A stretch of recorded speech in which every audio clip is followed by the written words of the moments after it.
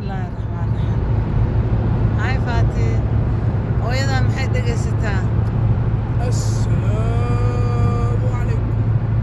هاي أبو طلال كسو دواو السلام عليكم أبو طلال حمراوي.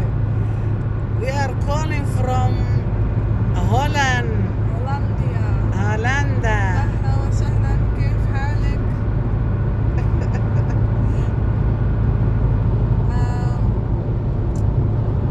كيف خيخلي شاك ما يستطيع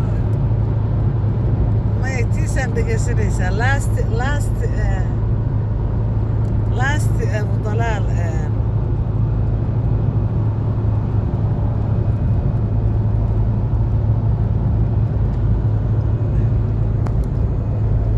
يا وحبق لها. Anyway,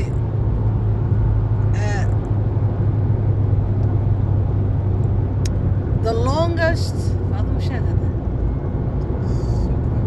The longest وين Elizabeth قدمته one of the longest reigning queens of Europe,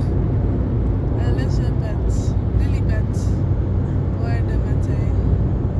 إنجليش وش أبو طلال One of the longest reigning queens of Europe, Elizabeth of Britain, died yesterday. also he put his Instagram حتى نحن شفنا من الانستغرام فوق أبو طلال. Over 1,5 kilometer. Ga rechtdoor, gebruik de 3 linkerrijstroken. على كل حال لايف richting waxaan u Arnhem duubaynaa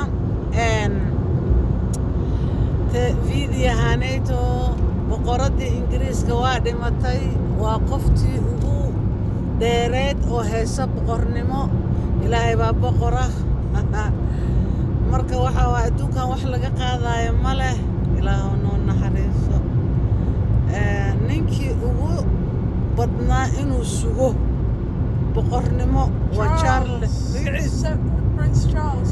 بعدين حواي King Charles III, 37 years old. حواي تضواتني الستة.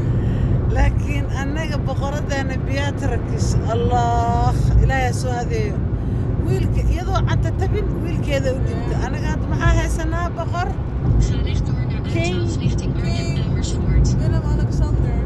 Willem Alexander marka waxaa waaye ilaahay hana xafido wixii hadda ka dambeeya waxaan ka qishay Abu Talal xamraawi ayaan ka qishay anigana jidadka saasaan niila samaynayaa like saara youtube-ka share saara wasalaamu calaykum waraxmatullaahi